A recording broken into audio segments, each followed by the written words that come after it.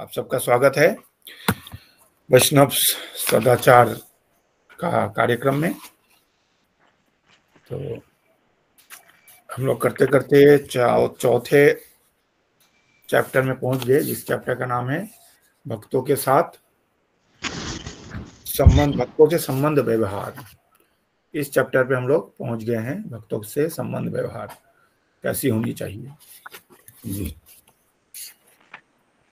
इसमें हर बार बताता हूं कि वैष्णव सदाचार जो है ये प्रैक्टिस करने की चीज है, ये सीखने की चीज नहीं है, ये जीवन में उतारने की चीज है। तो जब हम सेंटर में आए, जब हम मंदिर में जाएं, तो ये जो हम अभी पढ़ रहे हैं, सीख रहे हैं, जो देख रहे हैं, इसको हमें व्यवहार में उतारना चाहिए। क्या हम जब भीड़ में से निकलते हैं, जब भक्त लोग बैठे होते हैं वहां से अगर निकलते हैं, क्या हम लोग हाथ ऐसे करके निकलते हैं? ठीक है, जैसे मान लीजिए यहाँ पर 15 माताएं बैठी हुई हैं, एक माता को उठ के जाना है, वो माता जब उठ के जाएंगे तो हाथ जोड़ के ऐसे ऐसे रास्ता वो कर करके जाना चाहिए। ठीक है, ये सब हमने पहले पढ़ा हुआ है, ये सब अपने व्यवहार में लाना चाहिए। प्रसादम पाने के टाइम में कैसा वो करेंगे, ये सब हमने पहले पढ़ चुका है। तो ये सब जो है, अब जो है हम लोग भक्तों से संबंध व्यवहार बहुत सबसे इम्पोर्टेंट है, क्योंकि अगर भक्तों के बीच में संबंध अच्छा है तो फिर हम लोग भक्ति में बहुत जल्दी प्रगति करेंगे। कृष्ण बहुत प्रसन्न होते हैं इससे, भक्तों के बीच में अगर प्रेम का संबंध है तो। एक प्रसंग आता है श्रीमद् भागवत में, जब उनके किनके 10 पुत्र, जो 10 पुत्र जो करते हैं तपस्या करने जाते हैं नदी गंगा तट पे, वो देख के भगवान प्रसन्न होते हैं, बोलते हैं मैं इसीलिए प्रसन्न हूँ आपके ऊपर पृथु महाराज। बोलते हैं इसीलिए प्रसन्न हूँ क्योंकि आप जो 10 भाई हैं, आप लोग तपस्या कर रहे हैं, इसीलिए मैं खुश प्रसन्न नहीं हुआ, मैं आपके पास आया। मैं इसीलिए आपके पास दर्शन दिया आपको, इसीलिए क्योंकि आप लोग 10 भाई जो हैं मिलकर भक्ति कर रहे हैं। इसीलिए अगर अलग अलग भक्ति करते तो हो सकता है मैं नहीं आता, क्योंकि आप लोग मिल के भक्ति कर रहे हैं, तो इसीलिए मैं बहुत प्रसन्न हुआ और मैं इसीलिए आपको दर्शन दे रहा हूँ। तो यही होता है भक्ति में, अगर हम लोग संकीर्तन बोलते हैं, इसे संघ के साथ मिलकर अगर कीर्तन करते हैं ना, साम्यक रूपेण कीर्तन, उससे भगवान बहुत जल्दी प्रसन्न होते हैं। अलग अलग करने भी ठीक है, जब करते हैं हम अलग अलग करते हैं, ये जरूरी है हमारा डिसिप्लिन के लिए, मन शांत करने के लिए, पर भगवान प्रसन्न होंगे अधिक इसके लिए अगर हम लोग इकट्ठा मिलके भक्ति करते हैं, भक्तों के बीच में प्रेम का संबंध होता है, एक दूसरे को हमेशा सहायता करने का प्रयास करते हैं। रोजी आप पहले पाइए, मैं बाद में पाऊंगा, इस तरह का भावना होती है। इस तरह का व्यवहार जो है, इससे भगवान पर प्रसन्न होते हैं। और भक्तों के बीच में जब प्रेम का संबंध है, कभी कभी हम लोग क्या करते हैं, मान लीजिए कभी किसी भक्त ने बिना मतलब का मुझे गलत समझा और मुझे डांट दिया। किसी भक्त ने मुझे बिना, वो उनको गलतफहमी हुई, उस गलतफहमी की वजह से उन्होंने मुझे गलत समझा, मुझे डांट दिया। तो इससे क्या होता है ना, हमें उनसे लड़ाई नहीं कर लेनी। अगर हमें लगता है कि उनको ठीक है, हम उनको प्यार से या अलग से समझा सकते, प्रभु जी एक्चुअली मेरा कहने का आशय ये था, आपने इसको गलत तरीके से समझ लिया। ये इस तरह का उनसे समझाएंगे, अगर संबंध अच्छा होगा तो समझ जाएंगे।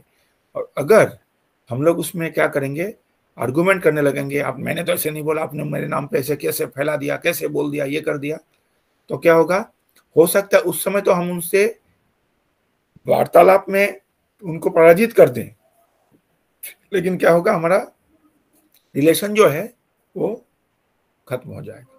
तो इसीलिए एक वो है कि हम लोग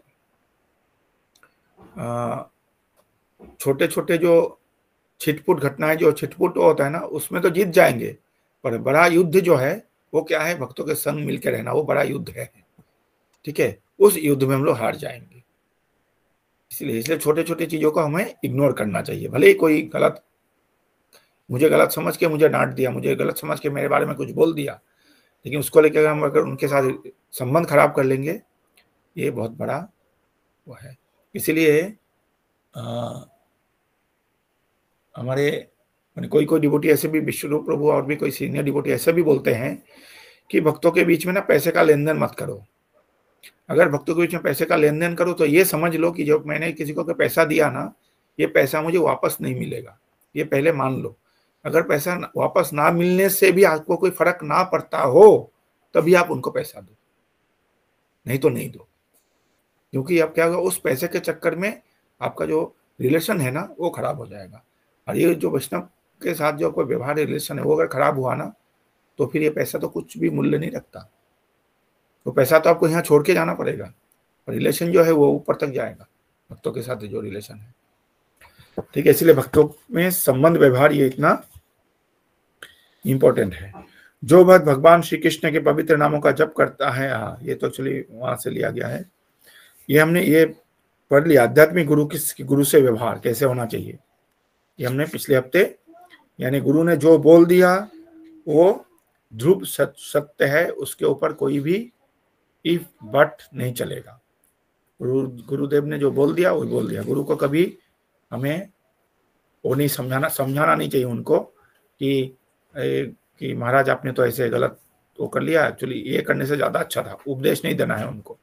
मैंने लोगों को सुनाया था मेरे पिताजी का स्टोरी, उनके गुरुदेव का ट्रेन का जो था, तो कैसे मेरे पिताजी ने बोला था कि गुरु ने जो बोला वो सही है। तो ऐसे होना चाहिए गुरु के साथ।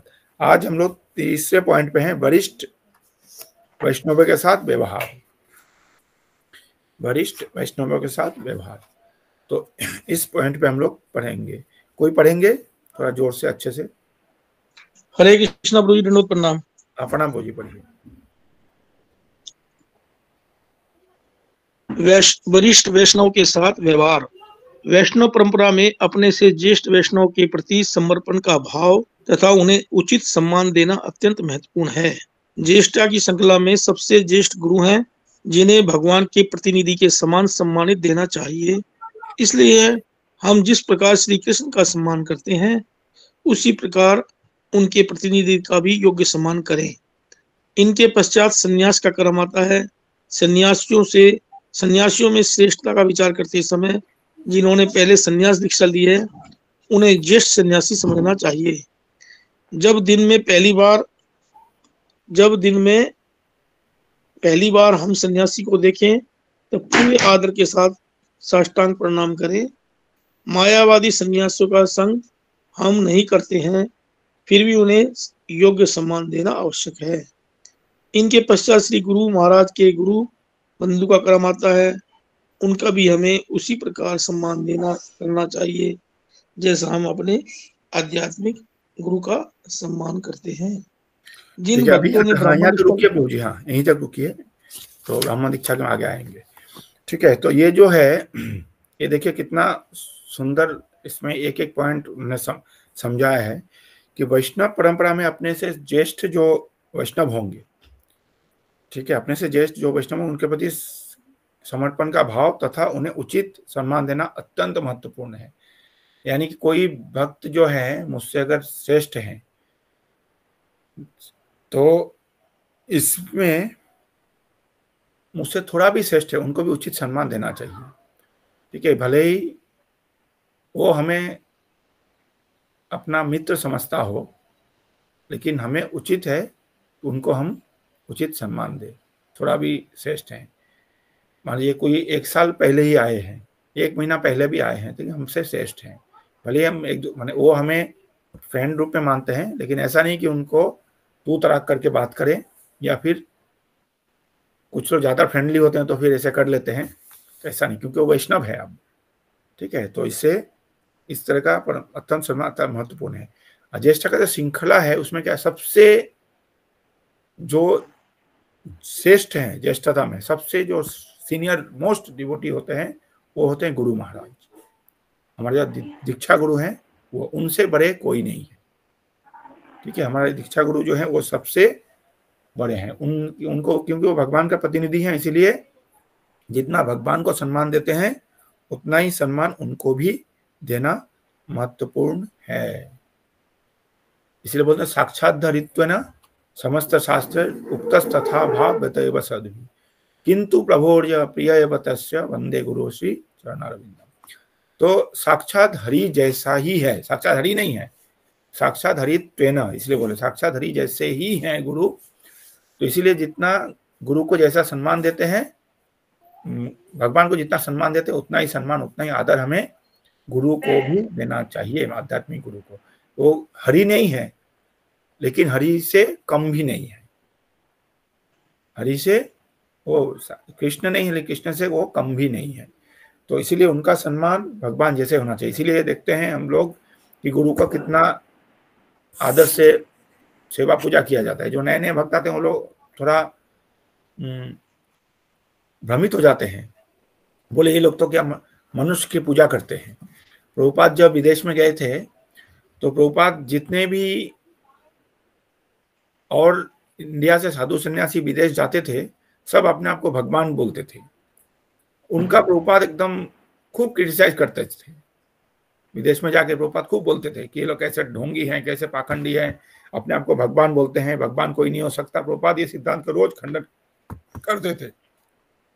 एक साल बाद जब प्रभुपाद ने पहली बार दीक्षा देने के लिए तैयार हुए, तो उस समय मुकुंद महाराज, उनका नाम था माइकल ग्रांट,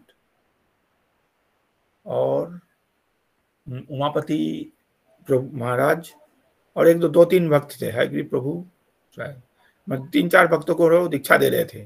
तो प्रभुपाद ने बोला कि मैं अभी आप लोगों को ना मंत्र दूंगा, आप लोग अभी दीक्षा लोगे। तो उन्होंने बोला दीक्षा क्या होता है? बोले कि मैं आपका गुरु बनूंगा, आप लोग मेरे शिष्य बनोगे। बोले अच्छा, तो हमें क्या करना पड़ेगा? बोले आपको अब मुझे मेरी पूजा करनी होगी। प्रभुपाद ने ऐसे बात है, आप लोगों को मेरी पूजा करनी होगी। तो ये बताया ना, वो लोग बोले ठीक है स्वामी जी। बाद में उन लोगों को लगा कि स्वामी जी तो अब तक तो बोलते थे कि इंसान का पूजा नहीं करते, हम लोग भगवान का पूजा करते हैं। अब वो अपने आप पूजा करवाने का बात बोल रहे हैं। तो उन्होंने पूछा ये बात कि स्वामी जी आपने तो अब तक हमेशा ये खंडन करते रहे। बोले हाँ, हमें सिद्धांत ये है कि कोई इंसान भगवान नहीं हो सकता, पर जो गुरु है वो भगवान का प्रतिनिधि होता है, इसीलिए उनका सम्मान भगवान जैसा ही होना चाहिए। तो फिर भक्त लोग समझ गए।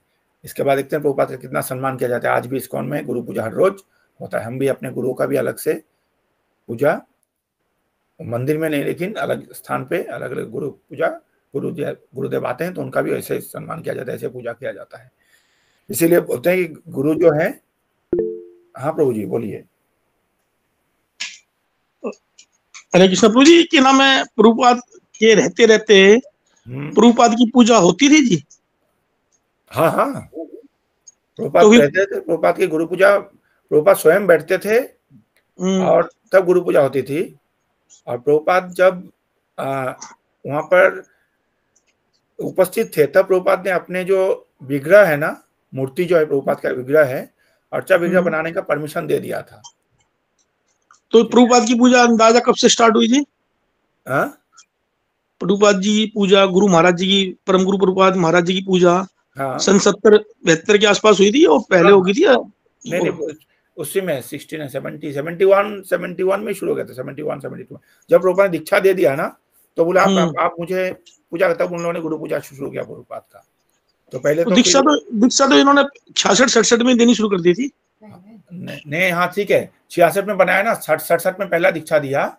हाँ तो 66 में, हाँ उसी समय शुरू हो गया गुरु पूजा।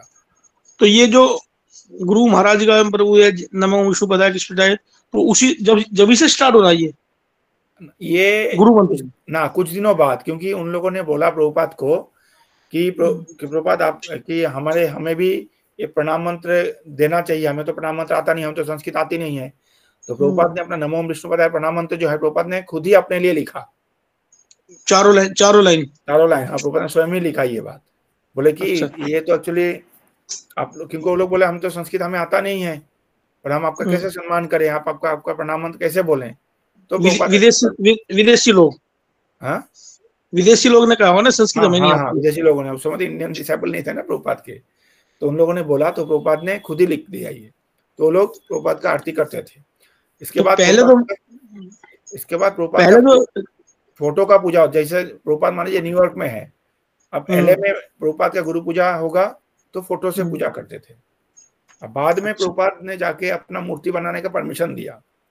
हम्म, तो प्रभुपाद बीमार पड़ने लगे, तो साउथ इंडिया के एक ब्राह्मण थे जो बहुत प्रकांड ब्राह्मण, तो उन्होंने बोला कि प्रभुपाद को कि स्वामी जी, आपका तबीयत जो इतना खराब रहता है ना, ये इसीलिए रहता है कि आप अभी जीवित हैं, फिर भी आप अपने मूर्ति का पूजा करने का परमिशन दिया है, तो इसीलिए आपको मूर्ति का, अपने जीवित रहते हुए आपका मूर्ति का परमिशन, पूजा देने का परमिशन नहीं देना चाहिए, तो इसीलिए आप बीमार रहते हैं। तो प्रभुपाद ने बोला नहीं, बोले भले ही मैं बीमार रहूं, भले ही मुझे तबीयत खराब रहे, कुछ दिक्कत नहीं, लेकिन मेरे मूर्ति का पूजा करके ये लोग शुद्ध होंगे, मेरे लिए ये ज्यादा महत्वपूर्ण है, इसलिए मैं ये परमिशन दिया। तो तब जाके गुरु पूजा हर मंदिर में फिर मूर्ति के साथ प्रभुपाद का होने लगा। ठीक है, तो खाली प्रभुपाद का ही मूर्ति का परमिशन, और किसी का मूर्ति का पूजा परमिशन नहीं है इस्कॉन में। तो प्रभुपाद और का, पहले जो डिसाइपल जो शुरू में तो जो प्रभुपाद जो डिसाइपल बने थे वो सारे तकरीबन विदेशी ज्यादा बने थे ना जी? हाँ, सारे विदेशी तो थे, इंडियन तो बहुत बाद में जाके, मुझे लगता है गोपाल कृष्ण गोसाई महाराज शायद पहले इंडियन डिसाइपल है मेरे हिसाब से। अच्छा अच्छा, ठीक है, तो मुझे एक्चुअली ये बात ना, इससे पहले प्रभुपाद के डिसाइपल थे वहां पर, जो क्या नाम था उनका, झांसी में, झांसी में है, झांसी में एक डिसाइपल थे प्रभुपाद का, लेकिन वो इतने एक्टिव नहीं थे, वो इतने एक्टिव नहीं थे। क्या नाम था उनका, याद है किसी को उनका नाम?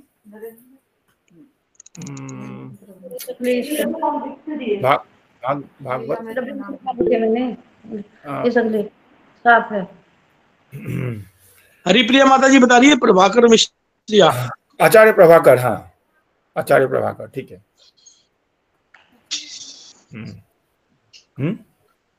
हरिप्रिया माता जी ने आंसर दिया। प्रिंस प्रभु अब क्या बोल रहे हैं? हरे कृष्णा प्रभु, धन्यवाद। प्रभु जी, मैं एक्चुअली ये कह रहा हूँ कि पर अब मतलब गुरु का अब तो विग्रह बना के अब तो अर्चन कर सकते हैं ना, कि अभी भी नहीं है? केवल प्रभुपाद का, इस्कॉन में बाकी किसी का वो नहीं है अभी। गोपाल कृष्ण गोस्वामी महाराज के लिए विग्रह बनाने का वो किया था, अप्लाई किया था अभी जो जीबीसी मीटिंग में, पर उन लोगों ने परमिशन नहीं दिया। तो प्रभु जी हमने इस्कॉन भुवनेश्वर में देखा हुआ है ना, बस वही बस एक ही है, गौर गोविंद स्वामी महाराज का, और किसी का नहीं। हाँ, और किसी का नहीं है। तो फिर प्रभु जी फिर इसको कैसे समझे कि मतलब अब वो तो उस समय एक्चुअली हो चुके, एक ही बार हो चुका था उस समय, इतना ज्यादा, क्योंकि सबसे पहला सन्यासी थे महाराज ना, जो इस मैंने प्रभुपाद के बाद जो शरीर छोड़ के गए। ठीक है, इतने बहुत बड़े गुरु थे वो ना, तो प्रभुपाद जाने के बाद सबसे पहला सन्यासी वही थे, इसलिए मतलब उन लोग, उनके डिसाइपल लोग ये बना दिए, तो उस समय किसी ने ऑब्जेक्शन किया नहीं। बाद में फिर जब जीबीसी ने सोचा कि ऐसे करके इतने सारे गुरु हैं इस्कॉन में, सब गुरु एक दिन शरीर छोड़ेंगे, तो अगर ऐसे मूर्ति का पूजा होने लगे, सबका विग्रह बनाने लगे, तो मंदिरों में आप सोचिए ना कैसे वो होगा, परंपरा में कैसे रखा जाएगा फिर इतने सारे विग्रहों का। ऐसा नहीं कि मूर्ति एक बार बना लिए तो उसका फिर पूजा ना करे, ऐसा तो होगा नहीं। ठीक है ना, तो इसके बाद जीबीसी ने वो कर दिया, मूर्ति अब मैंने नहीं बना। ठीक है, तो केवल भुवनेश्वर में ही है, गौर गोविंद स्वामी महाराज का है। और वहां पर जो हम लोग गए थे नाव में, जिस जगह पे गए थे दंडभंगा, वहां पर, हाँ तो दंडभंगा वहां पर प्रभु जी क्या नाम है, हम अपने आल्टर के अंदर गोपाल कृष्ण महाराज जी की और भक्ति आश्रय महाराज जी से हम दीक्षा लेना चाह रहे हैं, तो क्या उनका हम चित्र लगा सकते हैं? हाँ, बिल्कुल लगा सकते हैं चित्र मीन्स जैसे प्रभुपाद का जैसे ये होता है ना, ये पंचतत्व का होता है चित्र, जैसे इस्कॉन द्वार का, वो लगा सकते हैं। हाँ, लगा सकते हैं, गुरु परंपरा में लगा सकते हैं, लगाना भी चाहिए, लगाना भी चाहिए। मैंने महाराज को पूछा था भक्ति आश्रय वैष्णव महाराज को कि अभी आपका जो प्रणाम मंत्र बोलेंगे डिसाइपल लोग, इसके बाद सीधा प्रभुपाद का प्रणाम मंत्र बोलेंगे या गुरु महाराज का? बोले नहीं, गुरु महाराज का प्रणाम मंत्र बोलेंगे। बोले हाँ, मैं तीनों ले रहा हूँ, भक्ति आश्रय महाराज जी का, उसके बाद फिर गोपाल कृष्ण महाराज का, फिर प्रभुपाद का। हाँ, मैंने पूछा था ये बात, तो बोले नहीं, तीनों का वो लेना है। ठीक है ना, माला भी इसी तरह कर रहा हूँ। हाँ, क्योंकि लेकिन हम चित्र लगा सकते हैं, चित्र लगा सकते हैं। हाँ, हमारे ऑल्टर में भी है। हाँ, क्योंकि ऐसे हालांकि मेरी सिस्टर भी तो है। तो फिर ये वो जो नहीं, जो जीबीसी की मीटिंग में जो हुआ, कैंसिल हुआ, वो किस चीज के बारे में बात हुई था? ये महाराज के गोपाल स्वामी महाराज जी के बारे में, महाराज के विग्रह बनाने का, मूर्ति बनाने का, जैसे प्रभुपाद का मूर्ति नहीं जैसे है, प्रभुपाद की मूर्ति है। हाँ ऐसे बनाने के लिए वो किया था, जीबीसी ने मना किया, ठीक है ना। फिर भक्तिचारू महाराज के लिए भी ऐसे उन लोगों ने सोचा था, उनके लिए गौर गोविंद महाराज, गौर गोविंद महाराज जी की बन रही है, विग्रह बना हुआ है गौर गोविंद महाराज का। हाँ, भुवनेश्वर में है, भुवनेश्वर में उनका बना हुआ है। वो एक्चुअली 1996 में उन्होंने शरीर छोड़ा था, 1996 में। और प्रभुपाद जाने के बाद सबसे पहले सन्यासी हुई थे जिन्होंने शरीर छोड़ा था। और उनका उस समय एक वो था, माने बहुत बड़े, माने पहुंचे हुए, एक क्या बोलते हैं, जब प्रभुपाद से जब मिले थे, जब प्रभुपाद से पहली बार गौरवंश स्वामी महाराज मिले थे, तभी प्रभुपाद ने उनको देख के ही बोला था कि आपने सन्यास लिया? बोले नहीं। बोले आपने शिष्य बनाया? नहीं बनाया। बोले आप सन्यास लो, आप शिष्य बनाओ। तभी प्रभुपाद ने बोल दिया, पहला मीटिंग में ही बोल दिया था उनको। प्रभुपाद ने देखते ही पहचान गए कि वो साधारण व्यक्तित्व तो नहीं थे। ठीक है। वैसे जैसे सुनते हैं कि प्रभुपाद के जो सबसे प्रिय शिष्य थे तमाल कृष्ण महाराज और जयपताका महाराज जी, ऐसा कुछ है? एक्चुअली उन लोगों ने बहुत किया ना शुरुआत के दिनों में।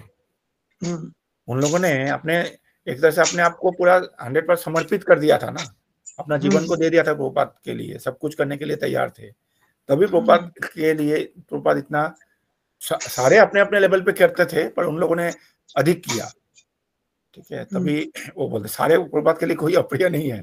प्रभुपाद को एक बार बोला, छोटे बच्चे ने प्रश्न पूछा कि प्रभुपाद आपको, कि आप अपना मर्सी जो है, अपना कृपा जो है तमाल कृष्ण महाराज को देते हैं और किसी को नहीं देते। बच्चे ने पूछा, हो सकता किसी बड़े का प्रश्न बच्चे से पूछवाया होगा। प्रभुपाद ने बोला ऐसा नहीं है, मेरा जो मर्सी है, मेरा जो कृपा है, ये सबके लिए बराबर है। और तमाल कृष्ण महाराज के पास उसका पात्रता है, वो इसको ग्रहण करते हैं। उनके पास पात्र है, आप लोगों के पास पात्र नहीं है। मेरे मर्सी जो, अगर जैसे बारिश होता है, बारिश का पानी सबके लिए बराबर है। अगर जो छतरी लेके रहेगा उसको पानी उसके ऊपर गिरेगा नहीं, जो छतरी हटा देगा उसके ऊपर गिरेगा, बराबर मात्रा में गिरेगा, ठीक है। तो प्रभुपाद बोले मेरे कृपा जो है सबके लिए बराबर है, कौन कितना ग्रहण करता है उसके ऊपर डिपेंड करता है। तो बोले तमाल कृष्ण महाराज को पता है कि वो कृपा को कैसे लेना चाहिए, उनके पास वो पात्र है, इसीलिए वो ग्रहण वो करते हैं। तो ये मैंने रिकॉर्डेड है ये वाला, तो डॉक्यूमेंटेड है, ये एक बच्चे का स्टेटमेंट है ये। एनीवे, तो प्रभुपाद का जो ये जो है, हम क्या बोल रहे थे कि गुरु का जो पूजा है ये भगवान के समान ही करना चाहिए। इसीलिए हम देखते हैं कि गुरु का आसन जैसे आते हैं तो उनका हम चरण धोते हैं, उनका आरती करते हैं बाकायदा, श्री गुरु चरण पद्मा ये वो गा के, ठीक है। तो ये करते हैं, और इससे क्या होता है ना, डिसाइपल का प्यूरिफिकेशन होता है, तभी गुरु इसके लिए अलाउ करते हैं, नहीं तो गुरु ये अलाउ कभी नहीं करते। और ज्येष्ठता में सबसे श्रेष्ठ है कौन? गुरु। और इसके पश्चात जो सन्यासी आते हैं, अगर गुरु मान लीजिए गुरु महाराज अगर सन्यासी नहीं भी हैं, गृहस्थ भी हैं गुरु, तो भी गुरु का स्थान सबसे ऊंचा है। जैसे हमारे इस्कॉन में बहुत सारे रविंद्र स्वरूप प्रभु हैं, वो गृहस्थ हैं लेकिन गुरु हैं। क्रतु महाराज जो हैं, क्रतु प्रभु, वो भी गृहस्थ हैं लेकिन गुरु हैं। फिर मेरे गुरु भाई हैं राधाचरण प्रभु, वो भी गृहस्थ हैं, गुरु हैं। और एक हैं, एक माता जी नहीं थी हीरा पार्क, न्यू हीरा पार्क में रहती थी, जो विशाखापट्टनम में चली गई, संकर्षण दास अधिकारी, उनके भी गुरु हैं, गृहस्थ हैं, ठीक है। तो सची माता जी है। हाँ, सची माता जी, हाँ जी जी, ठीक ठीक। तो उनके संकर्षण दास अधिकारी प्रभु हैं। तो ये सारे गृहस्थ गुरु हैं, बहुत सारे वैशेषिका प्रभु हैं, वो सब गुरु हैं, ये लोग गृहस्थ हैं। तो लेकिन उनके जो डिसाइपल, उनके डिसाइपल के लिए उनका स्थान सबसे ऊंचा, भले कोई सन्यासी हो और नहीं हो, भले वो गृहस्थ हो, लेकिन सबसे पहला स्थान जो है, सबसे श्रेष्ठ गुरु, सबसे श्रेष्ठ वैष्णव कौन है? गुरु है। इसके बाद आएंगे सन्यासी।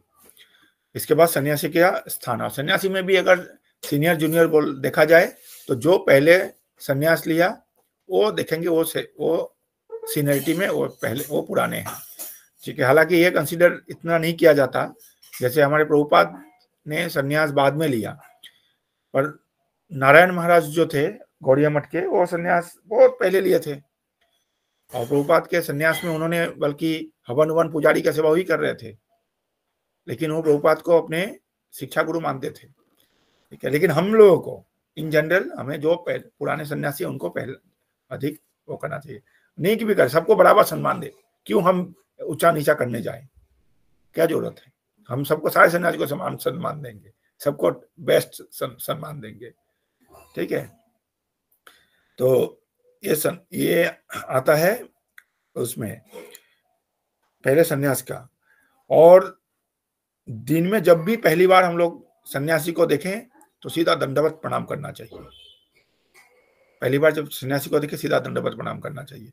और यहाँ तक कि बोले जो मायावादी सन्यासी है उनका हम संग नहीं करेंगे, लेकिन उनसे हम श्रवण नहीं करेंगे, लेकिन सम्मान उनको भी देंगे, दंडवत प्रणाम उनको भी करेंगे पहली बार देख के। चैतन्य महाप्रभु ने सिखाया ये चीज। चैतन्य महाप्रभु ने जब प्रकाशानंद सरस्वती के पास गए तो उन्होंने दंडवत प्रणाम किया प्रकाशानंद सरस्वती को,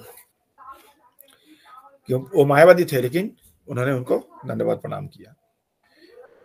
इनके पश्चात गुरु महाराज के गुरु बंधु का क्रम आता है, और सन्यासी के बाद गुरु महाराज के जो गुरु भाई लोग हैं, चाहे वो गृहस्थ हैं, चाहे जो भी सन्यासी, चाहे ब्रह्मचारी हैं, उनका नंबर आएगा। यानी कि प्रभुपाद के डिसाइपल्स जितने भी हैं वो सब हमारे लिए गुरु तुल्य हैं, उनका भी हम समान आदर करेंगे। मुझे याद है जब मेरा दीक्षा हो रहा था मायापुर में जगन्नाथ टेम्पल में, उस समय वहां पर, हाँ राजवती माता जी पूछिए। हरे कृष्ण प्रभु जी, दंडवत प्रणाम। हाँ प्रणाम माता जी। प्रभु जी अभी आप बोल रहे हो ना कि मायावादी, क्या मतलब है इसका? मायावादी सन्यासी मतलब? अच्छा, मायावादी सन्यासी होते हैं जैसे हम लोग वैष्णव है ना, तो मायावादी जो है वो लोग संसार को बोलते हैं जगत मिथ्या बोलते हैं, मतलब ये ब्रह्म सत्य है, जगत जो मिथ्या है। वो लोग भगवान के स्वरूप को नहीं मानते, विग्रह का पूजा नहीं करते। वो लोग बोलते हैं कि हम ही भगवान हैं, और पर क्या है, अभी हम भूल गए हैं माया के प्रभाव में आके। पर जब हम माया से निकल जाएंगे तो हम अपना स्वरूप हमें याद आ जाएगा, हम लोग फिर भगवान हो जाएंगे। मतलब हम भगवान हैं पर हम भूल चुके कि हम भगवान हैं, वो ऐसे बोलते हैं। तो हरे कृष्ण प्रभु जी, फिर उनका भी सम्मान करना है मतलब? हाँ, सम्मान की, को सन्यासी है ना। हाँ जी, हाँ जी, ठीक। इसीलिए उनका सम्मान करना है। वो लोग अपने आप को भगवान मानते हैं, तो बोलते हैं अभी भूल जाइए, इसलिए एक दूसरे को प्रणाम करते हैं, नमो नारायण बोलते हैं वो लोग। यानी कि आप भी नारायण, मैं आपको प्रणाम करता हूँ, हम भी नारायण, तो हम भी प्रणाम करते हैं वैष्णव को।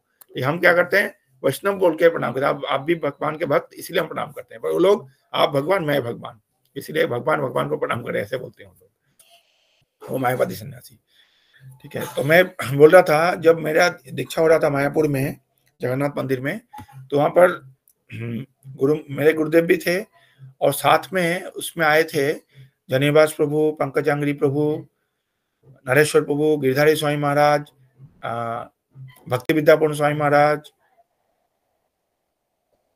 अभिराम प्रभु, ये सब प्रभुपाद डिसाइपल थे, मैंने मेरे गुरुदेव के गुरु भाई सबके सब। तो ये लोग वहां पर उपस्थित थे, चारों तरफ बैठे हुए थे। तो गुरुदेव ने जब दीक्षा के जो लेक्चर दिया, उस लेक्चर में उन्होंने ये बोला कि मैं आप लोगों का गुरु हूं, तो मुझे आप लोगों ने जो आसन दिया उसके पीछे आपने वो लगाया, क्या नाम है, जो तकिया होता है ना, गोल तकिया, राउंड तकिया जो होता है, वो लगाया। पर ये जो मेरे साथ जो मेरे गुरु भाई बैठे हैं, इनके लिए आपने राउंड तकिया नहीं लगाया इनके लिए, ठीक है, ये उचित नहीं है, उनके लिए भी इतना राउंड तकिया होना चाहिए। पर मैं समझ सकता हूँ, उन्होंने पूरा वैसे बोला, मैं समझ सकता हूँ, क्योंकि राजापुर मंदिर में ना उस समय फैसिलिटी इतना नहीं था, अभी भी नहीं है, उस समय वहां पर, क्योंकि वहां पर गेस्ट हाउस वगैरह उतना कुछ है नहीं, तो वहां पर गोल तकिया का व्यवस्था इतना नहीं था। बल्कि मुझे पता है, क्योंकि वहां पर आपके पास इतना अरेंजमेंट नहीं था, इसलिए आप लोगों ने नहीं रखा, पर सम्मान जितना आप मेरा कर रहे हो, इनका भी सम्मान उतना ही होना चाहिए। उन्होंने ये बात बोला था। और ये भी बोला था साथ में कि मैं आपको दीक्षा दे रहा हूँ, आप लोगों के मैं गुरु हूँ, लेकिन ये सब जो है ये सब भी आपके गुरु ही हैं, ट्रीट देम एज योर गुरु, ऐसे बोल के उन्होंने ये बात बोला था। हाँ राहुल प्रभु। हरे कृष्णा प्रभु, धन्यवाद प्रणाम। प्रभु जी, अब जैसे कि हमारे गुरु महाराज भक्ति आशीर्वाद स्वामी महाराज होंगे, तो प्रभु जी अब हमारे सेंटर के अंदर भी हम देखें तो वो भी एक तरह से हमारे गुरु के गुरु भाई हो जाएंगे, क्योंकि हाँ बिल्कुल बिल्कुल। तो प्रभु जी कई बार तो हमारे से बहुत अपराध भी हो जाते हैं, मतलब हालांकि हम पूरा सम्मान करते हैं तो, लेकिन फिर भी हमारे को तो काफी इस बारे में सतर्क रहना पड़ेगा प्रभु जी। तो इसीलिए एक्चुअली सम्मान तो उतना ही देना चाहिए। अभी क्या ना, हम यहाँ पर थोड़ा केस अलग हो गया इसलिए क्योंकि अभी महाराज थे और हर कोई महाराज से एस्पायर कर रहे थे, जितने कोई हैं सब कोई महाराज से एस्पायर कर रहे थे। पर अब हुआ क्या, पर महाराज जब भी अनफॉर्चुनेटली चले गए तो अभी उनके शिष्य उनको वो कर रहे हैं, संभाल रहे हैं बड़ा। तो इसीलिए आप देखेंगे प्रभुपाद जाने के बाद बहुत सारे प्रभुपाद के डिसाइपल्स हैं जिन लोगों ने ब्राह्मण दीक्षा जो है ना, वो तमाल कृष्ण महाराज से, जयप्रकाश स्वामी महाराज से या फिर कीर्तनानंद स्वामी महाराज से, इन लोगों से लिया ब्राह्मण दीक्षा या संन्यास दीक्षा, बहुत सारे प्रभुपाद के शिष्यों ने। ठीक है, तो पर वो लोगों का जो है ना, भले गुरु भाई हैं, लेकिन देखेंगे उनके बीच जो है ना कितना सम्मान है एक दूसरे के प्रति, इतना सम्मान देते हैं अपने महाराज को। देखिए ना, हम सबसे बड़ा उदाहरण देखिए परमहंस गोपाल कृष्ण गोस्वामी महाराज, उनका जब व्यास पूजा होता था, आप लोग स्टेज में देखे होंगे, महाराज कोई भी अपने गुरु भाई आते थे उनको कैसे गले मिलते थे, कैसे अपने साथ बिठाते थे, कैसे सबको प्रणाम करते थे, है तो अपने गुरु भाई ही। ठीक है, तो ऐसे सम्मान करते थे, तो अपने गुरु भाई के, इसीलिए सबका बराबर सम्मान करना चाहिए, भले गुरु भाई हैं और भले वो हैं। अब जैसे मेरे जो वो है एक गुरु भाई हैं भक्ति गौरव नारायण स्वामी महाराज, वृंदावन में रहते हैं, जगन्नाथ, वो भी उड़ीसा से हैं, तो वो गुरु हैं, आज से बहुत सालों से गुरु हैं वो। तो मैं भी उनके जो दीक्षा कार्यक्रम होता है ना, कई बार मैं भी वृंदावन में रहा तो मैं भी वो करता हूँ। तो महाराज ऐसे तो हम महाराज के चरणों में बैठते हैं, जब भी मैं जाता हूँ मैं महाराज को दंडवत प्रणाम करता हूँ, उनके बराबर में नहीं बैठता, लेकिन जब वो दीक्षा कार्यक्रम जब भी हुआ 2-3 बार मैं था, महाराज जैसे जिस वैसे में बैठे ना, उनके साइड में चेयर में मुझे भी बिठाया महाराज ने। और उनके डिसाइपल्स जो है अभी भी मुझे उतना ही सम्मान देते जितना महाराज को देते हैं, हालांकि मैं उससे योग्य नहीं हूँ, कहाँ महाराज है कहाँ मैं हूँ। ठीक है, लेकिन उनके जो डिसाइपल्स हैं मुझे उतना ही सम्मान देते हैं। अभी भी जैसे मैं गया था, मेरे गुरुदेव का व्यास वो था, तिरुवा उत्सव था वृंदावन में, जब हम गए थे ना उस दिन, तो उस दिन भी वो था, तो उनके जो डिसाइपल्स थे वो मुझे माने ऐसे सर्व कर रहे थे जैसे तो मैं हमारे साथ साथ ही बैठे हुए थे, तो ऐसे मुझे भी ऐसे सेवा कर रहे थे जैसे गुरु की सेवा कर रहे हैं। ठीक है, तो करना तो ऐसे ही चाहिए कायदे से। ठीक है, नहीं तो अपराध तो, शिष्टाचार तो सदाचार यही कहता है। ठीक है, अब वैष्णव अपराध अगर हो जाए तो भले वैष्णव माफ कर देते हैं, लेकिन उनका जो चरण धूलि है वो माफ नहीं करते, इसलिए सबको सम्मान, इसलिए बोलते हैं सब। अब देखिए ना, हम गुरुदेव के उसमें क्या, ये जो बंगाली भजन है ना, ये बंगाली भजन आप लोगों को सीखना चाहिए, पढ़ना चाहिए, उसे अनुवाद के साथ, भले गाए नहीं, लेकिन समझना चाहिए। गुरुदेव कृपा बिंदु दिया जो भजन है, गुरुदेव कृपा बिंदु दिया करो दासे तीनों प्रेक्षावती दिन, ये गुरुदेव मुझे आप अपना कृपा बिंदु दीजिए ताकि मैं तीन से भी अपने आप को नम्र समझ सकूं, तीन यानी घास के तिनके से भी अधिक विनम्र समझ सकूं। इसके अगला लाइन में क्या बोलते हैं, सकले सम्मान करिते सकती देह नाथ यथायथ, यानी सबको मैं इक्वली सम्मान करूं, जिसका यथोचित सम्मान है उसको सम्मान कर सकूं, इसके लिए आप मुझे शक्ति प्रदान कीजिए। सकले से होने से बोलते हैं, इसीलिए बोलते हैं कि हमें सबको सम्मान देना है, किसी को सम्मान से होना है, चाहे नया भक्त हो चाहे जूनियर हो उसको भी, तो वैष्णव है ना, नाम ले रहे हैं, तो सबको सम्मान देंगे ना तो कभी वैष्णव अपराध का वो नहीं रहेगा। एक बार परम पूज्य गोपाल कृष्ण गोस्वामी महाराज का लेटर है, उन्होंने प्रभुपाद को लिखा था कि प्रभुपाद कि मुझे हमेशा डर लगा रहता कि मैं वैष्णव अपराध ना कर दूं, मुझे बहुत डर लगता रहता है। प्रभुपाद बहुत खुश हुए, उन्होंने जवाब में लिखा कि ये जो डर है ना आपका कि वैष्णव अपराध हो जाए, ये बहुत अच्छा है, ये डर को हमेशा बनाए रखो, कभी वैष्णव अपराध नहीं होगा, और तो हमेशा बचे रहोगे अपराध से, कि किसी वैष्णव के प्रति अपराध नहीं होना चाहिए। सब वैष्णव को सम्मान इक्वली करना चाहिए। गुरुदेव से प्रार्थना करनी चाहिए, गुरुदेव के रोज सुबह उठ के गुरुदेव मुझे ये शक्ति दी है कि मैं सबको सम्मान दे सकूं, अपने आप को सम्मान की आशा ना करूं, ये सब गुरुदेव से प्रार्थना करना चाहिए। ठीक है, आगे बढ़ते हैं। तो इसके पीछे गुरु महाराज के जो गुरु भाई है उनका नंबर आता है, उनको भी क्रम उनका भी हमें उसी प्रकार सम्मान करना चाहिए जैसा कि हम अपने आध्यात्मिक गुरु का सम्मान करते हैं।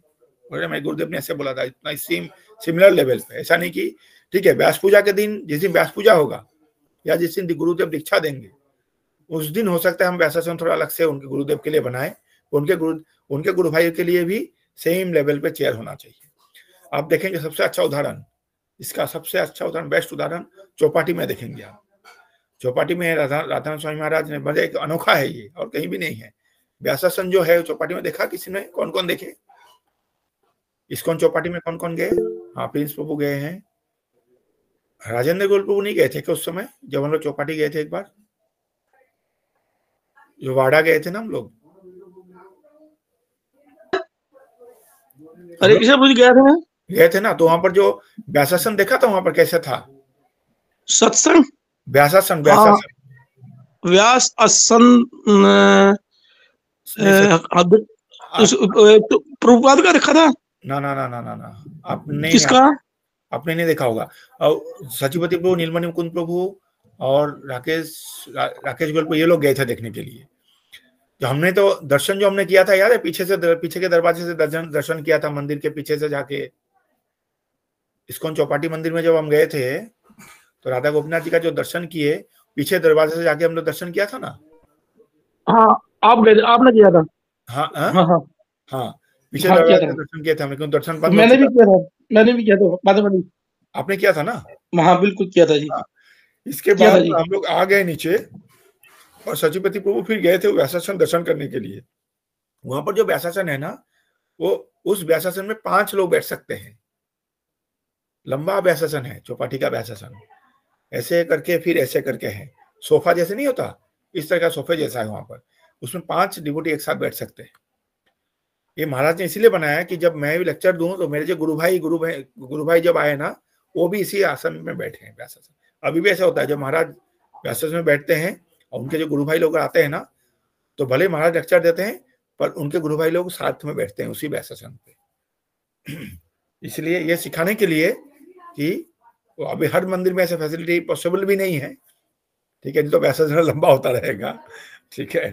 तो महाराज ने पर ऐसे बनाया हुआ है, ये सिखाने के लिए। सिर्फ आचार्य बोलते हैं इनको ना, अपने आचरण से सिखाते हैं, आचरण से। राधा स्वामी महाराज का जैसे एक बार क्या था, तुलसी आरती होता है ना, तो तुलसी आरती करके जब आरती करते हैं तो वहां पर हाथ आचमन करते हैं, जल देते हैं, तो वहां पर ना जल गिरता है नीचे। तो जो पुजारी है तुलसी आरती किया वो करके फिर वो वहां से हट गए। जब राधा स्वामी महाराज वहां पर आए, आके देखा कि नीचे ना पानी गिरा हुआ है जो आचमन किया था।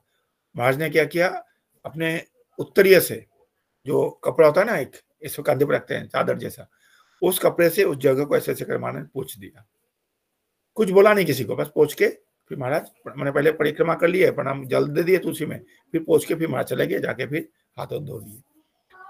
तो कुछ भक्तों ने ये चीज देखा, देख के बस इसके बाद से क्या हुआ, वहां पर एक छोटा सा टॉवल लेके आते, जब पूजा होता है ना तुलसी आरती के उसी टेबल पर रहता है, जैसे आरती किया वो किया, फिर इसके बाद उस जगह को सफाई कर देते हैं।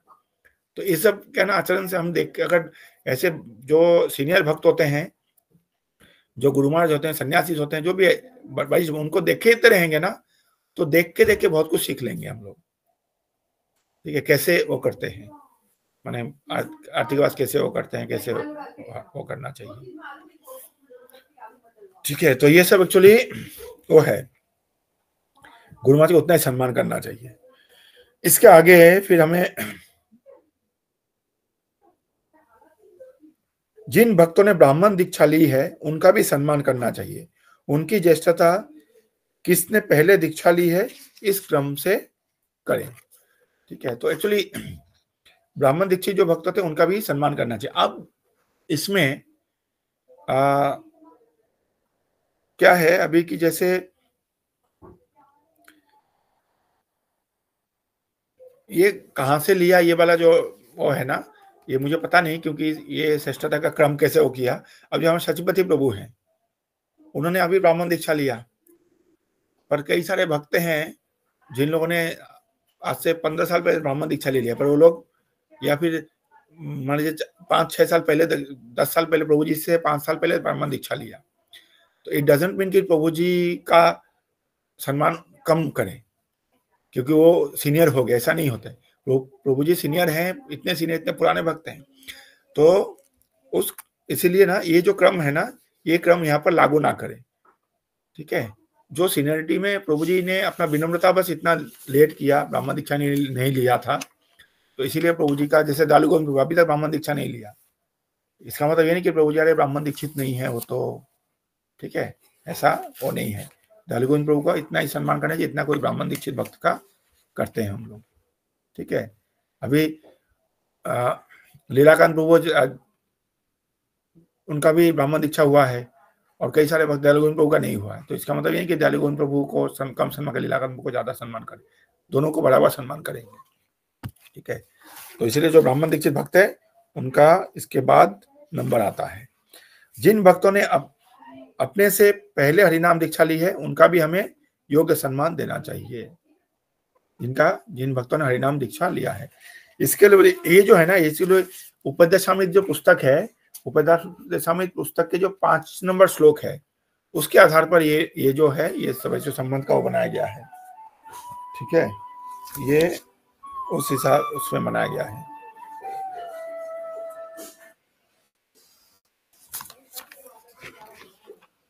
जो भक्त आयु में ज्येष्ठ हैं उन्हें विशेष सम्मान दें, ये बहुत महत्वपूर्ण है। जो भक्त आयु में से, भले वो बाद में आए हैं इस्कॉन में, हम 20 साल पहले से आए हुए हैं, 25 साल हो गया है, पर एक भक्त है मुझसे एज में उम्र में श्रेष्ठ हैं लेकिन आए हैं 1 साल पहले, उनका भी बहुत सम्मान करना चाहिए।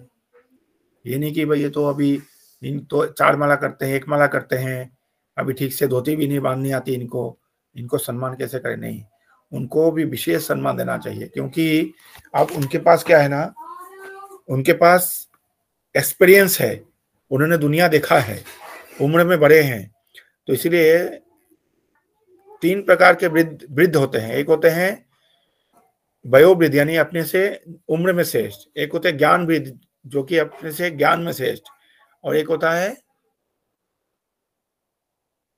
दो ही प्रकार है, 3 प्रकार है, 2 प्रकार, वयोवृद्ध, ज्ञान वृद्ध और एक क्या वृद्ध, तीन होता है। तो वो जो अपने से जो श्रेष्ठ होते हैं, एज में उम्र में ज्यादा है, उनका भी हमें अधिक सम्मान करना चाहिए। जो लोग सीनियर सिटीजन है उनका तो बहुत ज्यादा सम्मान करना चाहिए, क्योंकि उन्होंने दुनिया देखा है, उनका भले ही वो इस उम्र में आके भक्ति में आए हैं, ये बहुत बड़ी बात होती है। कोई, क्योंकि जो घड़ा जब पक जाता है ना, मैंने मिट्टी जो कच्चा होता है उसको तो आसानी से आप कुछ भी बना सकते हैं, पर मिट्टी जब टाइट होता है तो उसको आप शेप देना बहुत मुश्किल होता है, पर फिर भी वो कोशिश कर रहे हैं, इसीलिए उनका बहुत सम्मान देना चाहिए। वो प्रयास तो कर रहे हैं वो, तो इसीलिए जो वरिष्ठ वैष्णव होते हैं जो उम्र में ज्यादा है उनका हम बहुत सम्मान दें। ज्येष्ठ वैष्णव की उपस्थिति में उनकी अनुमति के बिना दूसरे को उपदेश ना करें। अगर मान लिया अपने से श्रेष्ठ कोई और है तो बिना उनके परमिशन का उपदेश ना करें। जैसे किसी ने कहीं पर बैठे हैं, कुछ वो है, तो किसी को अगर आपको कुछ बताना है ना, तो अगर आपसे श्रेष्ठ कोई बैठा हुआ है वहां पर, आपसे सीनियर डिवोटी बैठे हुए हैं, वो अगर ना बोले तो आपको वहां पर उनको उपदेश इंस्ट्रक्शन नहीं देना चाहिए। ठीक है, पहले वो देंगे या फिर वो बोलेंगे आप बोलिए कुछ, तो फिर आप बता सकते हैं। ठीक है, यही चीज होता है। जब हम लोग उसमें मंदिर में जब जाते हैं जैसे श्लोक रिसाइटेशन होता है, ठीक है, जब जैसे बोर्ड पे लिखा होता है श्लोक, तो वहां पर जो भक्त पढ़ेंगे, इसके बाद जब बोलते हैं ना प्रभु जी बोलिए, माता जी बोलिए, तो अगर अपने से श्रेष्ठ भक्त वहां उपस्थित है ना, अपने से सीनियर भक्त, तो उनको पहले बोलने का मौका देना चाहिए, बाद में हम बोले। अगर कोई नहीं है, अब देख लेंगे कि आपने पहले तो देख लिया कि वहां पर कोई है कि नहीं मुझसे सीनियर, अगर नहीं है तो फिर आप बोल सकते हैं। अगर नहीं बोले तो कोई अपराध नहीं हो जाएगा, मान लीजिए आप बोले ही नहीं, मान लीजिए वहां पर उपस्थित हैं सारे भक्त लोग, मतलब उसमें सबसे सीनियर आप हैं, आपको पता है कि मैं सबसे सीनियर हूं इन सब में, तो लेकिन अब श्लोक अगर आप ठीक है आप नहीं पढ़ना पढ़े तो कोई दिक्कत नहीं है, ठीक है, अब नहीं पढ़े तो कोई दिक्कत, लेकिन अगर आप पढ़ लेते हैं और अगर आपसे सीनियर कोई है तो उनको पहले मौका देना चाहिए, ठीक है। जय ध्वनि जय ओम विष्णुपाद बोलने का उसमें भी ऐसे ही करना चाहिए कि अगर आपसे श्रेष्ठ कोई है उनको मौका देना चाहिए कि जय ओम विष्णुपाद परमहंस परिवार, ये वाला श्लोक ये आप बोलिए, ठीक है। और वरिष्ठ वैष्णवों में वाद विवाद के समय हमें तटस्थ भूमिका स्वीकार करते हुए किसी का भी पक्ष नहीं लेना चाहिए, बहुत इंपॉर्टेंट है ये। अगर दो श्रेष्ठ गुरु भाइयों में 2 गुरु भाई हैं मेरे, या 2 गुरुदेव के गुरु भाई हैं, या गुरुदेव के एक अपने गुरुदेव के गुरु भाई के साथ कुछ वाद विवाद चल रहा हो, उसमें हमें क्या है, तटस्थ रहना, न्यूट्रल रहना चाहिए। ये नहीं कि हम किसी का पक्ष ले लें, हम अपने गुरु का पक्ष ले लें या उनका पक्ष ले लें। गुरु जो है वो समर्थ है आपस में इसको निपटाने के लिए, ठीक है। भले मान लीजिए अभी ऐसे रिकॉर्ड हो रहा है क्या, ये क्लास रिकॉर्ड हो रहा है क्या? अच्छा नहीं, तो फिर ऐसे प्रभुपाद के 2 डिसाइपल थे, दोनों गुरु हैं, तो एक दूसरे माने एक ने दूसरे के प्रति कुछ पब्लिक स्टेटमेंट दिया था जो कि गलत था, हम सबको पता था गलत है, तो इसके लिए पर उनके जो फिर ये जो बात है ये डिसाइपल में चलने लगी, पर एक गुरु के डिसाइपल्स जो लोग चुप रहे, कुछ नहीं बोले, क्योंकि उनके गुरु ने बोला कि आप लोग कुछ नहीं बोलोगे। फिर जीबीसी लेवल पे ये मैटर गया, दोनों गुरु को अलग से कमरे में बिठाया गया, दोनों में काफी देर तक चर्चा हुई, पर किसी को पता नहीं क्या बातचीत हुई, पर वो सुलह नहीं हुआ, ठीक है ना, वो भी अपने स्टेटमेंट कायम थे। लेकिन ये जो बात है सोशल मीडिया पर उनके डिसाइपल्स जो हैं उन लोगों ने कुछ लिखना चालू किया, पर इधर से किसी ने जवाब नहीं दिया। बाद में क्या हुआ पता नहीं, अब रिसेंटली मैंने देखा इस बात को, करीब 10 साल से पुराना ऊपर हो गया होगा इस बात को, और भी ज्यादा हुआ।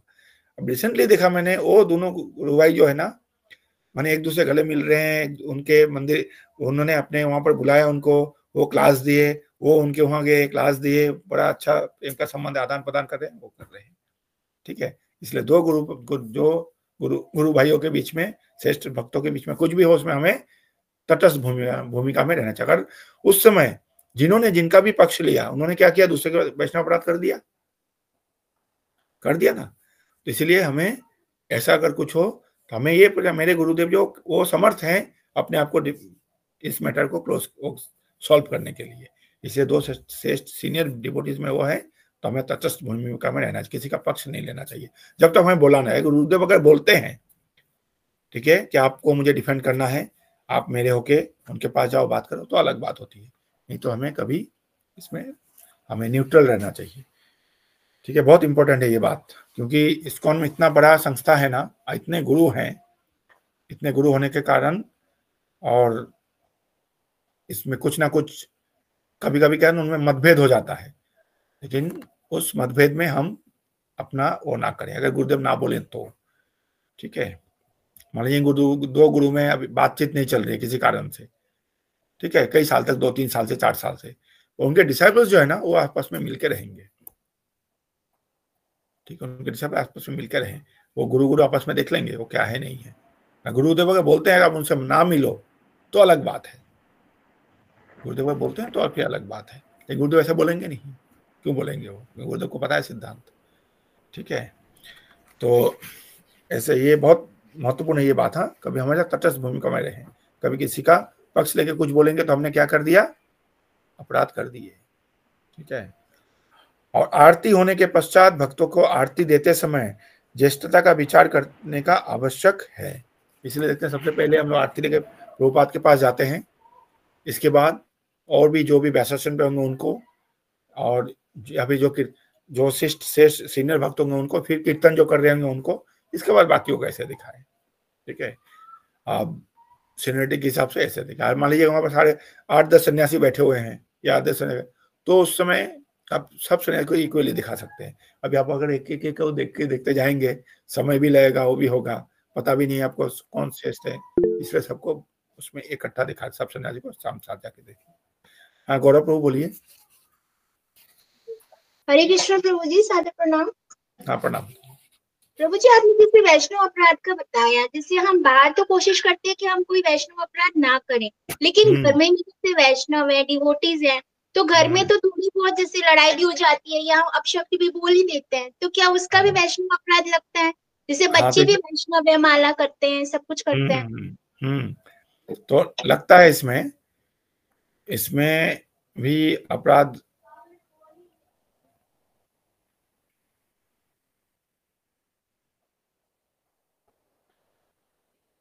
हाँ, ये लगता है प्रभु जी उसमें भी माता जी। इसलिए क्या होता है ना, इसलिए हमें प्रभुपाद ने बोला है कि हमारे घर में ये जो बच्चे आए ना, ये बहुत स्पेशल सोल हैं।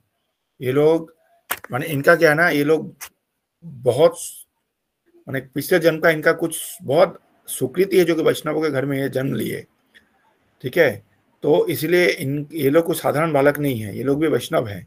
इसलिए इनको भी हम क्या करें, हमें माता पिता होने का हमें कभी कभी डांटना पड़ता है उनको। ठीक है। ये भी कर्तव्य है हमारा। वो डांटे। चैतन्य महाप्रभु को भी चैतन्य महाप्रभु को उनके जो निमाई थे, उनके माता उनके पिता डांटते थे, लाठी लेके भी मारते थे। भगवान कृष्ण को यशोदा माई मारते थे। ठीक है। वो चीज़ अलग है। ठीक है। वो जो एज ए पेरेंट्स है जो वो करेंगे।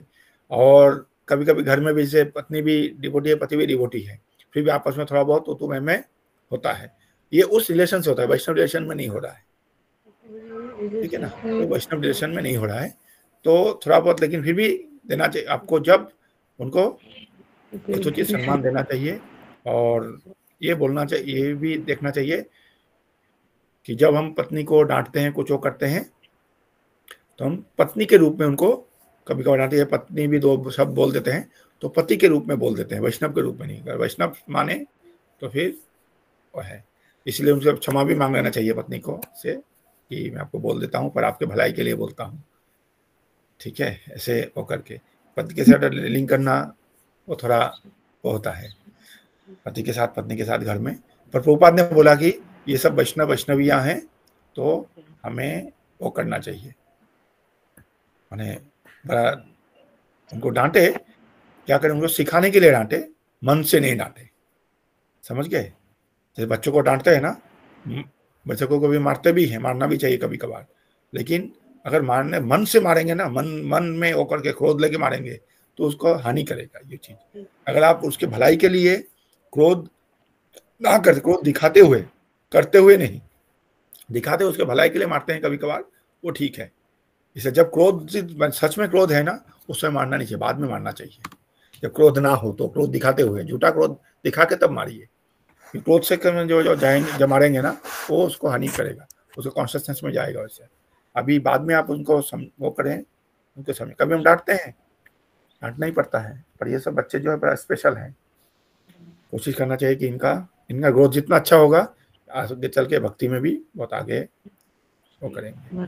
इसलिए बंगला में एक वो है जो प्रार्थना है, उसमें लिखते हैं, হইয়াছেন হইবেন প্রভুর যত দাস, সবার বন্দনা করি। सब হইয়াছেন হইবেন প্রভুর যত दास। किसी को पता है क्या? एक मिनट में ढूंढता हूँ। यानी कि जो भक्त हो चुके हैं और जो भक्त होंगे आगे चल के, उन सबको হইয়াছেন হইবেন প্রভুর যত दास।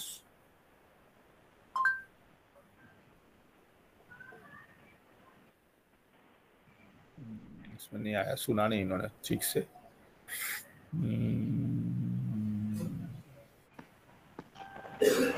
नहीं आया, चलिए। तो ऐसा है, मतलब हुई एक उसमें सॉन्ग प्रार्थना में, तो उसमें जो भी भक्त हो चुके हैं और जो भक्त आगे चल के होंगे, उन सबके लिए मैं प्रणाम करता हूँ, दंडवत प्रणाम करता हूँ। ऐसे भी कई लोग वांछा कल्पतरु के भस्य के बाद ये भी बोलते हैं कई लोग, जो लोग वैष्णव हो चुके हैं, आगे भी हो चुका, अभी तो जो उनका तो प्रणाम कर ही रहे हैं, जो वैष्णव पहले हो चुके हैं, जो वैष्णव आगे चल के होंगे, उन सबको मैं प्रणाम करता हूँ। ठीक है, उनका सबका चरण वंदन हमें करना चाहिए। तो ये बहुत इम्पोर्टेंट शिक्षा है कि देखिए जब ध्रुव महाराज जो बच्चे थे, भक्त तो नहीं थे, वो जंगल में किस लिए गए थे? अपने पिता से, अपने परदादा से भी बड़ा वो आसन प्राप्त करने के लिए गए थे ना। वो उनका उद्देश्य तो भक्ति करने के लिए गए नहीं थे। पर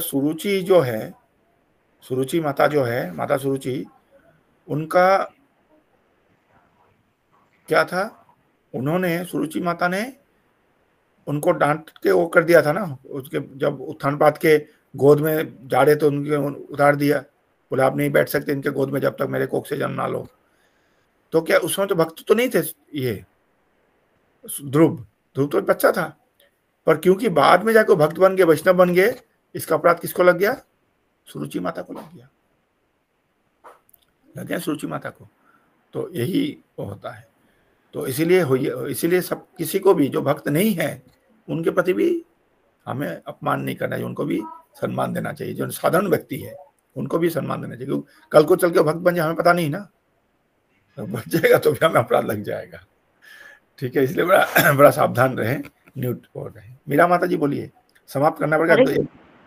हरे कृष्ण प्रभु जी, दंडवत प्रणाम। प्रभु जी, जैसे कि एक परिवार में एक भक्त होता है, सारे अभक्त होते हैं, वो अपना अपना विचार अलग अलग रहते हैं, तो इसके लिए क्या करना चाहिए प्रभु जी, कैसे करना चाहिए? जैसे एक परिवार में सारे भक्त होते हैं? नहीं, जैसे परिवार में एक भक्त होता है, सारे वो अपना, और अभक्त होते हैं, वो अपना अपना विचार अलग से करते हैं, तो जो भक्त है उसके लिए उसने क्या करना चाहिए? उसको अपना मत को रखना चाहिए, अगर शास्त्र के आधार पर अगर रख सकते हैं तो। अगर नहीं रखना चाहिए तो विनम्र से वहां से हट जाइए। ठीक है, अपना शास्त्र के से उनको समझाना चाहिए कि जब असल में शास्त्र ये बोलता है। अगर नहीं चला सके अपना, तो फिर क्या करेंगे? फिर वो करना ही पड़ेगा। प्रभु जी, कभी ऐसे भी हो जो कहने पर भी उल्टा जवाब मिल जाए, उल्टी बातें मिल जाए, तो फिर उसका तो बोलना ही बेकार। प्रभु जी, बोलना नहीं चाहिए। ऐसे तो चुपचाप अपना सहन करते रहिए। ठीक है। और एक प्रभु जी, एक क्वेश्चन और है, जैसे एक मतलब नीम का पेड़ है और नीम के पेड़ के पास नदी है, नदी में संत लोग भी हैं और भक्त लोग भी हैं, इसको देखना कैसा होता है? ये मुझे नहीं पता है ये सब तो। नीम के पेड़ के पास नदी है? नीम के पेड़ के पास नदी नहीं है, नदी के पास नीम का पेड़ है। हाँ, वो भी प्रभु जी यहाँ नदी तो पहले से ही है, वहां पर नीम का पेड़ उग गया है साइड में बाद में। ठीक है, तो वहां पर संत का दर्शन कहीं भी करे बहुत अच्छा है, वो भी नदी के तट पे करे तो और अच्छा है।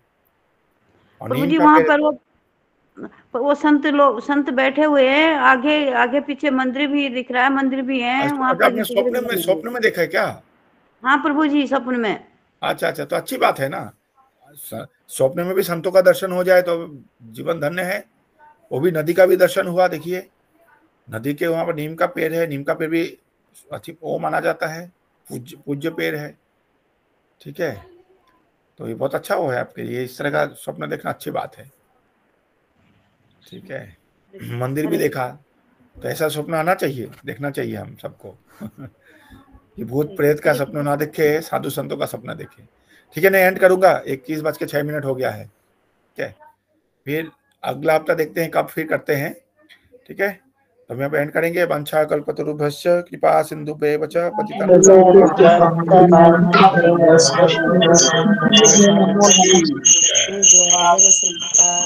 ठीक है, तो ये टॉपिक जो है हमने बहुत विस्तार से टॉपिक में थोड़ा पढ़ा, तो किसी का कोई प्रश्न है जो उसमें अगले हफ्ते फिर लेंगे, नोट कर लीजिए। और क्योंकि ये विषय अभी चलता रहेगा कुछ दिनों तक ना, सबसे महत्वपूर्ण विषय है। ठीक है, ठीक है। हरे कृष्णा। सही भक्तों का धन्यवाद।